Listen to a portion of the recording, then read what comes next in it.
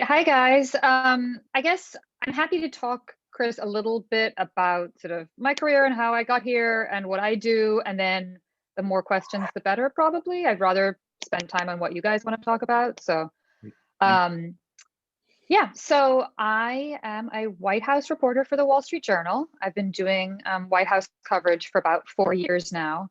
But I have been working as a journalist for a lot longer than that. So I grew up in Michigan and in Pennsylvania. I finished high school outside Philly, and I did not actually study journalism in any way in high school. I got into journalism when I was in college. I went to the University of Pennsylvania, which has a pretty robust student newspaper. And I really got into journalism there and also into covering politics when I was there as a student. I covered a mayoral election in Philly, which was and remains some of the most fun reporting because mayor's races are in your face and exciting. And so I kind of got the bug when I was in college. And then from there, I went to work for a newspaper in Philadelphia, which is called the Philadelphia Daily News, which still kind of exists, but in its heyday was a sort of scrappy tabloid that covered a couple of things well. It did sports really well, it did crime really well, and it covered politics really well. And initially, I covered the police beat. So I worked out of the police headquarters and I covered murders and all kinds of pretty horrifying stuff. And I did that for a few years. And that was great. I mean, it was great training. It sort of meant you had to talk to all kinds of people, you had to go into all kinds of situations. I can tell more stories about that if people are interested. It was definitely a colorful period of time. And then at some point, I moved over and started covering politics, and I covered mayoral elections, I covered Senate races, and eventually I was the City Hall bureau chief there, and I covered sort of city politics and government. And after about 10 years there, I was looking to move on, was trying to figure out what to do next.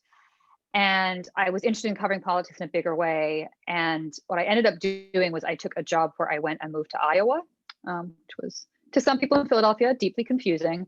But I went to Iowa and I covered state government, but I also covered the 2016 Iowa caucuses.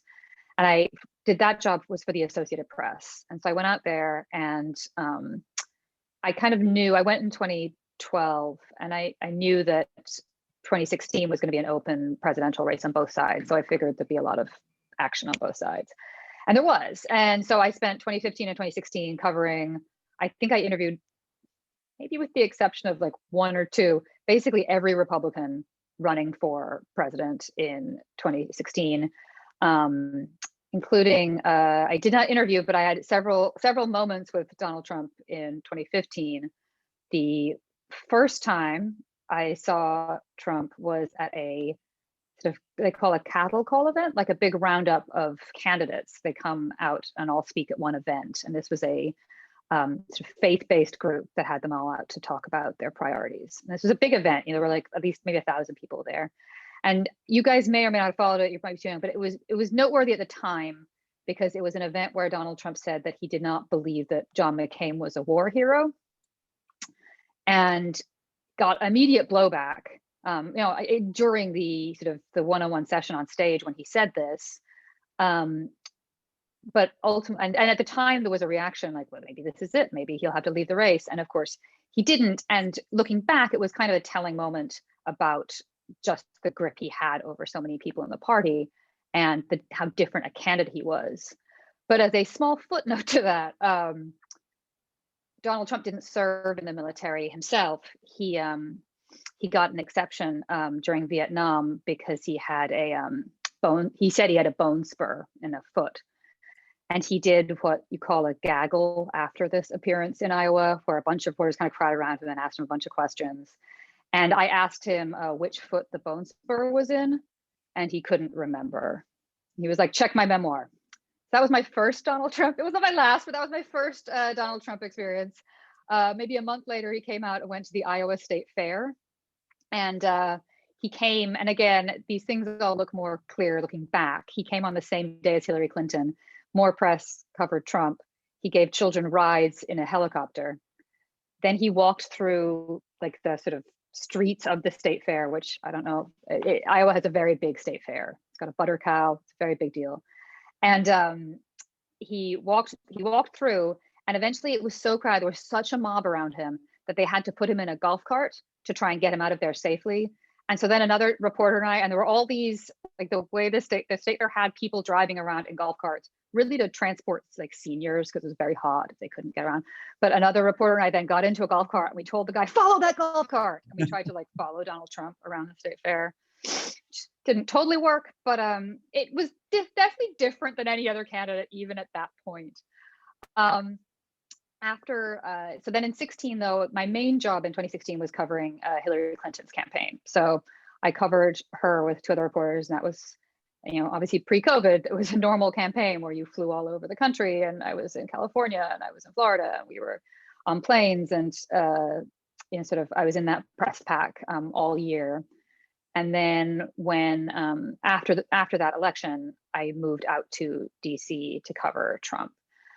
And I'm happy I can talk some about it. You might have specific questions. I'm still, I think, probably processing that experience. It has been 4 very eventful years. He is obviously a president like no other, both in terms of the way he led, but also the relationship with the press. I mean, he had a combative relationship with the press. I myself had experiences with him where he, in crowds of people told me to be quiet, told me like not to speak. One of the moments that people often remember that I had with Trump was I asked him a question on Air Force One about Stormy Daniels, who was a woman who had made certain accusations against him, and he was caught on tape, sort of trying to deny that a payment had been made to her.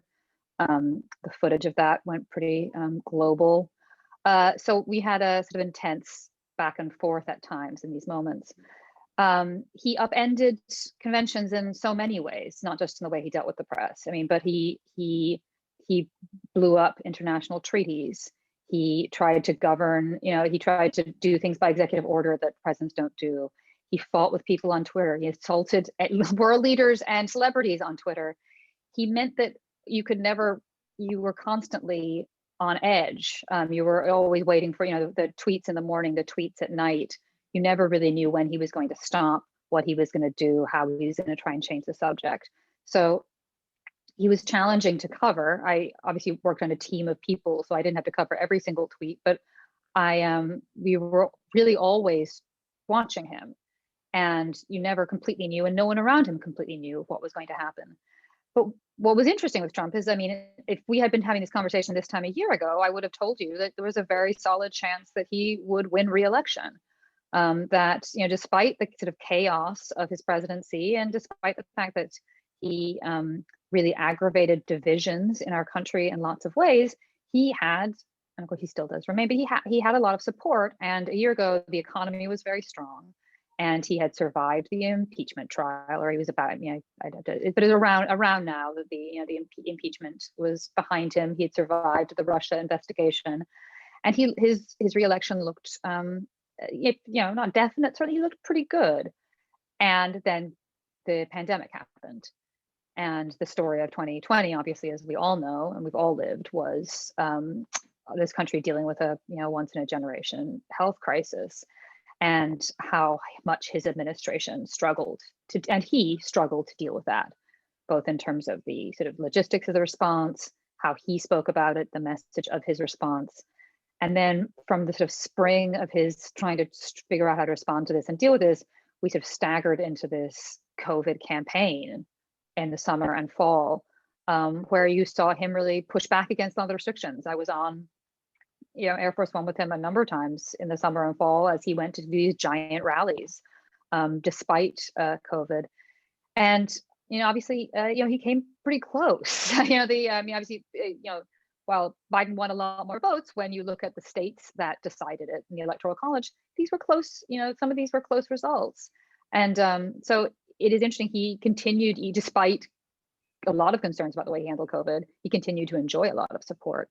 And I think the thing that we'll watch now is how he manages this in his post-presidency time. He does not seem to want to completely go away. Does he actually try and run again? I don't know, but he certainly wants to be an influencer in his party. I'm detour. I'm trying to think. I'm happy to open it for questions. I can keep monologuing, but I perhaps it's better if you guys, if there's specific stories you want to talk about. I now am covering the Biden administration. I'm happy to talk more about sort of the nature of the White House beat, or covering politics, or things that I learned along the way. But I'm happy to throw it to you guys if that makes sense. You guys want to? Why don't you just introduce yourself? So we have Ava here with us. Hi. Oh wait, should I mute myself? Oh, okay. Hi, I'm Ava Cutter, and my question was: do you have like any inspirations or like people that inspired you to become a journalist? I didn't. I did kind of fall into it a little bit when I was in college myself. Although my parents say I never stopped asking questions as a kid, so maybe it was inevitable. But I have been lucky to work with some journalists who I've found really inspiring over the years. Particularly, I had a mentor in Philadelphia when I was covering police. There were two newspapers, and they shared the press room in the police headquarters. And the other guy I worked with was this veteran reporter who had been a police officer himself and had been shot in the line of duty. And once he couldn't serve in the force, he became a journalist and he wrote about police. And I learned a lot from him about professionalism, the way he talked to people. He was able to put people at ease, get people to share with him. He was always fair. He never, was always a straight talker. He was just a really, he was able to break news and get news and connect with people in a really impressive way. And he was still, 40 years in the job, he came every single day trying to get news. And so he was someone who I learned a lot from. But I've had a number of people like that over the years who I just, one of the things that's great about having worked at a number of places, and I guess I can say it, 2 years ago, I left the AP for the Wall Street Journal. So I'm now at my third publication, is that you do get to encounter different kinds of people and who do different kinds of work. And you learn from all kinds of people. Thank you. Caitlin? Hi, I'm Kate. Oh, sorry. Which one? Oh, two Caitlins. Oh, I'll go. Sorry. What has been the biggest change in politics since you've started reporting that you've noticed? Either in candidates for positions or just reporting on them as a whole? There's two things that spring to mind that are really different. I mean, one is just I do think that we are, as a country, the divisions and the emotions are higher than they were 10 years ago or 20 years ago. And not that divisions weren't there, but I do think we are in a moment of real sort of national debate about what kind of country we are. And that's been exacerbated by Trump and by the pandemic. And so I do think those emotions are higher than they were and have been. And of course, our country has been through moments like this before. I'm sure Chris could teach you that's better than I can. But I do think that's changed. But another thing that, you guys are all up in, but is different for me than when I started this, is just social media has changed things drastically. So I'm old enough, unfortunately, to remember when social media was not actually really a part of doing this job. And that has completely, just changed the way that we communicate. So everything is done so much faster. You're really always on deadline. You're always trying to push things out. Everyone can instantly publish things with Twitter. People, obviously, I've always worked at places where you publish your story before you tweet it because our obligation is to where we work. But the access of anyone to be able to publish things, get messaging out, both in terms of journalists and in terms of political candidates, really makes things different. It creates a different kind of immediacy. It creates a different kind of pace. And you saw with Trump how he was able to use social media. Obviously now he is not, for it seems for the time being. But that really, I think, also has changed. And candidates before him too found that they had ways also to directly communicate with the public that they maybe couldn't have 20 years ago, or certainly 50 years ago, that they were more reliant on press to get their message out. Caitlin O'Rourke, did you have one? I did. Hi, I'm Caitlin Hi. O'Rourke. Do you think that there will be a big noticeable difference traveling with Biden administration compared to traveling with the Trump administration?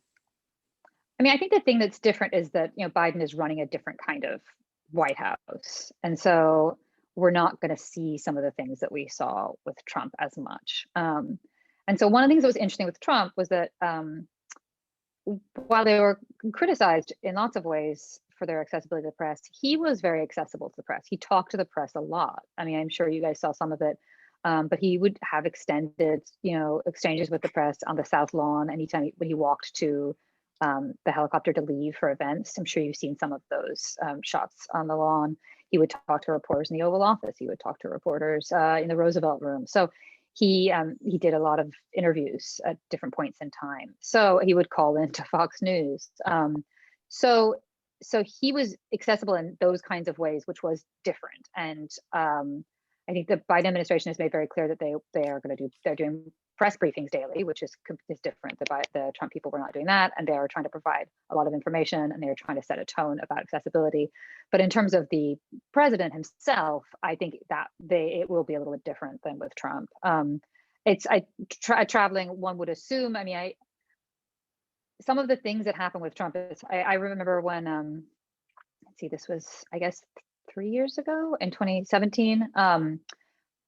Trump went to the G7 conference, which is like a group of world leaders in Canada. And these are sort of annual meetings. They meet and they try and discuss a bunch of issues like climate and trade. And they usually try and put out some sort of joint statement about priorities. And Trump went to the conference, he did the meetings, he did the photos and the dinner, and there was a cultural event. And then and this is one of the oddities about covering him and being on the plane, is that reporters don't have Wi-Fi on Air Force One. So once the plane takes off, like the president and the staff do, but we don't. So once the plane takes off, you're cut off basically until it lands. And so I was at this, we did the event, we did the 2-day summit, we left. And then on the plane, he tweeted, I'd have to remember exactly what it was, but he tweeted something critical at Trudeau and said he wouldn't do the communique, the joint statement. It's hard. I mean, again, I don't want to make too many predictions, but that was not typically how presidents handle these things. So I think some of those kinds of behaviors will probably be different with Biden. Other questions? Yeah, Carlos, thank you. Hi, I'm Carlos Ramirez. So this morning I saw a tweet. You tweeted out, I think it was that a vaccine from J&J was 66% effective. Mm-hmm. Regarding that, do you think there will ever be like a perfect COVID vaccine, especially with Biden's distribution plan? This is not my area of expertise. I think what they're trying, I mean, it's a totally good question. We have there's the 2 vaccines that they're actively doing. The little I know about the latest one is that they're saying it's less effective, but it's one shot. So I could see that there's probably an argument that that's helpful in a different way. That hasn't been, I don't think that's been approved or anything yet. So that's still going through the process. And I think part of the issue is trying to just get more vaccine in the pipeline because of the demand. I'm really not the person to speak to this. I don't know that the perfect vaccine is the goal. I think the goal is to get effective vaccines. They were, I think, they were really happy. And I mean, with the Moderna and the Pfizer vaccines, how effective they were, I think was a real boost to a lot of people. And so getting those to as many people as possible is the priority right now. But it's a heavy lift, like trying to produce as much vaccine as they need, get it to the states. They're talking about, it's not just getting vaccine to the states, it's making sure you have people to administer it, making sure you have locations. And there's been a lot of bottlenecking of it. And I'm sure, you guys have probably all heard about it, the lines and people not being able to get appointments. And so it's going to take, and they're trying to make sure that the pace accelerates. So that's going to take time, and they're trying to move that as quickly as they can. I don't know if that was a helpful answer at all. Others ones from you guys? Yeah, is that Connor up there? Connor Fraser? Yeah. Hi, I'm Connor Fraser. My question was, what major things or events should we look out for during President Biden's term? It's a really good question. I think the big thing in the first year really is how they handle COVID, and can they get, and I think the thing with COVID that's always been intertwined is health and the economy, right? So how do they get enough people vaccinated that they can get the economy moving, and get people, back into jobs and back into schools? And I think the timeline you should be thinking about is looking ahead to the midterm elections. So traditionally, the party in power has a tough time in the midterms. That doesn't necessarily mean that will be the case, but that is often the case. And Democrats, while they took the White House and they took they kept the House, and they have this narrow majority in the Senate, they are still under a lot of pressure. They lost seats in the House, which they didn't anticipate. The Senate, is 50-50 with the vice president as a tiebreak. So these are thin majorities. And there is concern about the fact that President Trump did win a lot of votes and still has a lot of support in the country. And so they really need a strong argument going into the midterms that they have gotten this thing under control, that the country is heading in the right direction. So they don't have that much time before those races heat up. So I think that really is. And for Biden, it's interesting. This is true, not just Biden, this is true with any president or governor or mayor. You get elected, you make all these promises and you get elected, but there's always the things you have to do before you can do the things you want to do. And never has that been more the case. I mean, Biden is taking office facing just massive crisis. When you think about not just a really, unprecedented pandemic that none of us have ever seen in our lifetimes, but also the social unrest, racial justice. I mean, we are still sort of dealing with the protests from last summer. There is a lot of division in the country. So he's really taking office at this very just difficult time. And so for him to do some of the things that he would like to do on other issues, he really has to deal with the pandemic first. Thank you. Others out there? Paul, you got one? No? Hey, Tommy Simer, I'm going to put you on the spot. You had a great one you brought up yesterday. Where's Tommy? Right here, yeah. Do you mind doing that one? I'm kind of forgetting which one that was. Executive orders and legislation. Oh, I right. can talk about that, sure. So my question yesterday was, a lot of the executive orders President Trump signed, Biden seemed to immediately kind of flip the switch on those and turn them around. So I'm just wondering, how is President Biden planning on taking his executive orders and then in turn turning them into legislation so they can stand? And that is kind of the whole question, Tommy. That's a really good one, and that's the big question of like the first days of this administration. So yeah, I mean, President Biden has done a lot of executive orders. All presidents do some at the beginning of their terms, and President Trump and President Obama used executive action throughout their presidencies, but he has done a lot. Some of them are about sort of pushing new priorities on sort of democratic issues, or democratic priorities, them around immigration or climate or racial justice. But a lot of them are about overturning Trump policies. So things like rejoining the Paris Climate Accord or reversing the ban on transgender people in the military. And so he can do this, but you're right. These are things he can do by his pen, but that means the next president can do it again by his or her pen. One good example, one of the ones that the president did yesterday, was he overturned the Mexico City policy, which is some critics will call that the global gag order. It is a policy that means the US won't give funding to international aid groups that they either provide abortions or even just provide information or counseling about abortions.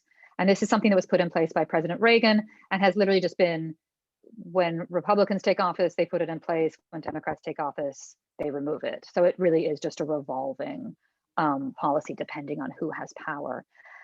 So yes, the question then becomes, what can you do by legislation, which is a more permanent solution to some of these things? And in the short term, he has proposed a huge COVID aid package, and so that's kind of the first big legislative thing he's looking at. He has also proposed immigration legislation. He has said he wants to legislate on other things, but it's much, much harder. I mean, we saw with President Trump, he did lots of stuff by executive action. The one big thing he did by legislation was a tax cut package. And that was a big piece of legislation. It helped that that was a Republican priority across the board. So he had support in the legislature for it. And that is a lasting thing that now Democrats will have to try and, if they want to undo it or change it, they have to now do more legislation, which is why it's stickier. So we have to see. But one of the things with Biden that's interesting, obviously, is that he was a senator for a long time, and he really set a tone of sort of he wants to work with people, and he does understand how that place works and the levers and the switches and the people. But we are in this moment of extreme division, and we've seen already Republicans have been very clear in their support for President Trump, and have not shown a lot of signals of wanting. So some of them have met in bipartisan groups, but others have not. So it's going to be interesting to see how much he really can do, and when are there moments when the Democrats decide to do things without Republicans. So I'm sort of moving through a couple of things, but they can do some actions by a process called reconciliation, which does not. So in the House they have a majority, and they can do things on a simple majority, so they can get things through the House. In the Senate, I might be telling you guys things you know because you probably understand this better than I do. But in the Senate, they need 60 votes, and they don't have 60 votes to pass legislation. But there is a way to do things by a simple majority in the Senate by this process called budget reconciliation. So one thing that Democrats are pushing is to do COVID aid through this process. So that's a way for them to get things done. The argument there is that presidents have done this before, is a way to move things. Critics will then say that he had pledged bipartisanship and he did not give it any time, that he did not do it. He did not work with Republicans. And so that's going to be part of the conversation as well. I guess the one other thing I would say, which is I think less, sometimes gets lost, is you have executive orders and you have legislation. There's one other thing that Biden can do that Trump did a lot with, which is the regulatory process, which is agencies making rules for how you sort of apply law. So Trump was able to do make a lot of moves around immigration, healthcare access, and then also on environmental issues, like drilling. He could do a lot of things with rules. And the Biden administration can change those, but you have to go through another process to write. You can't just, it's not like an EO where you can flip a switch and just be like, and we're back in Paris. You have to actually, so like yesterday again they could do Mexico City by an order. But another thing they want to do is change a Trump rule that restricts family planning funds to certain organizations. And to do that, they have to do a review. They'll have to write a new rule. That rule has to be vetted. It could go to court.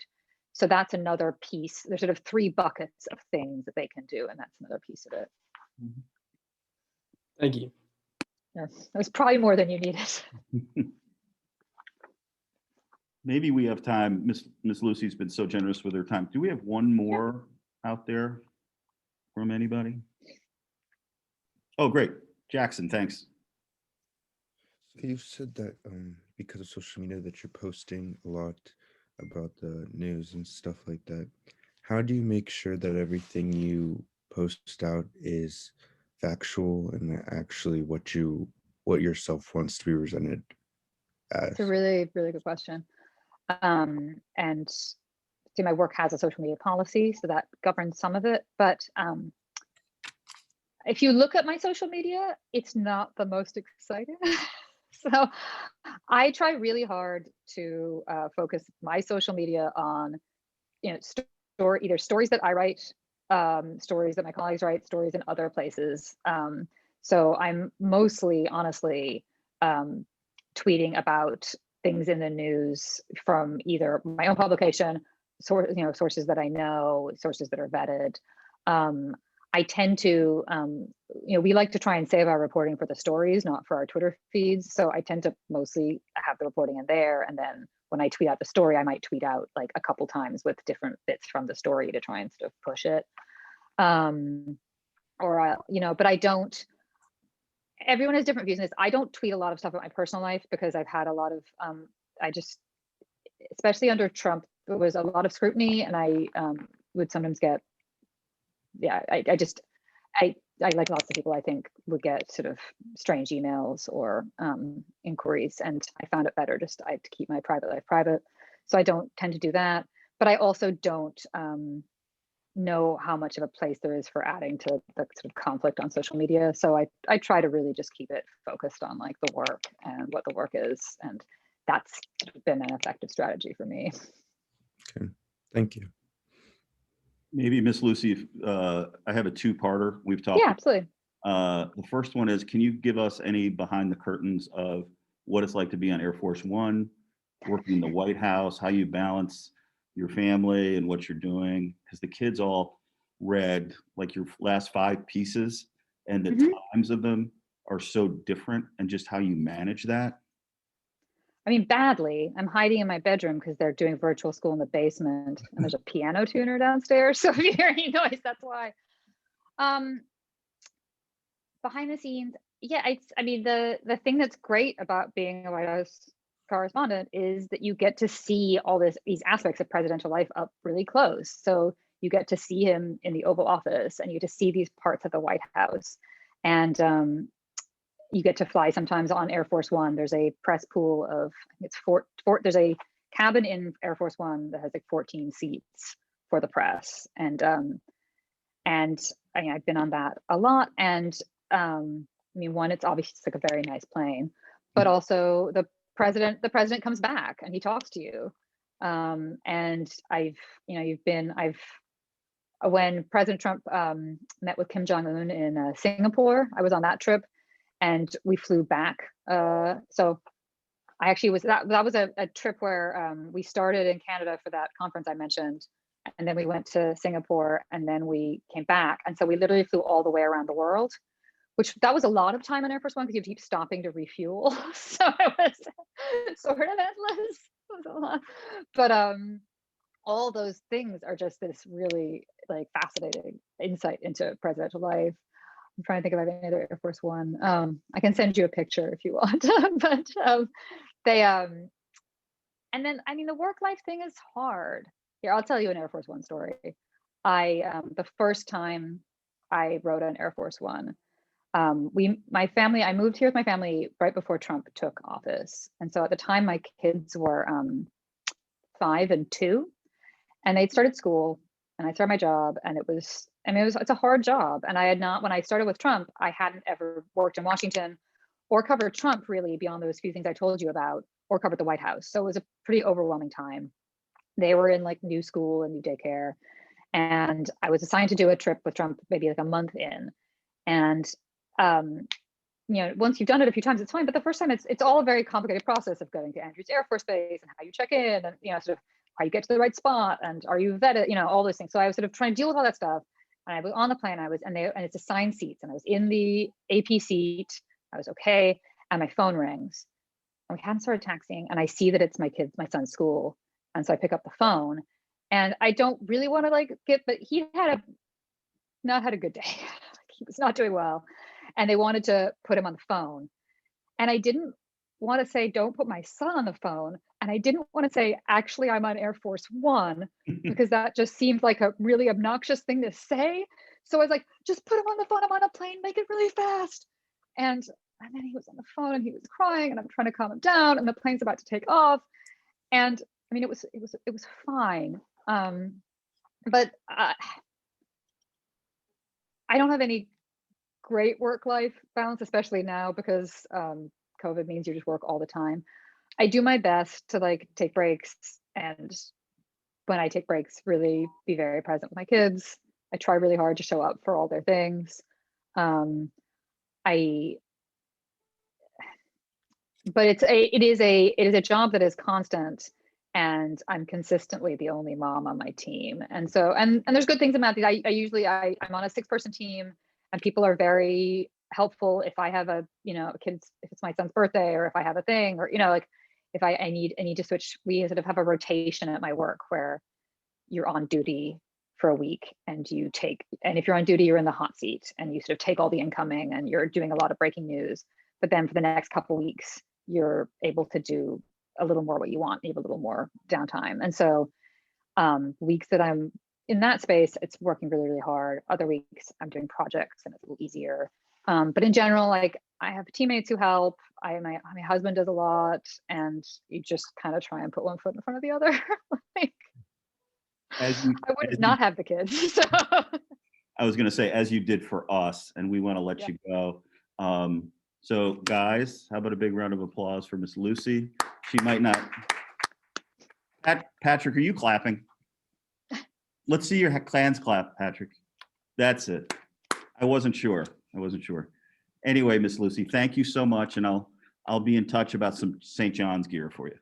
Thank you so much for having me. I hope it was helpful. And if any of you do want to go into journalism, I'm always happy to take an email. Chris has my email. I'm happy to talk to anybody. But I think it's a great thing to think about. Great. Thank you so much. Of course. Okay. We're done. Thanks, guys. Thank you. Thanks, guys.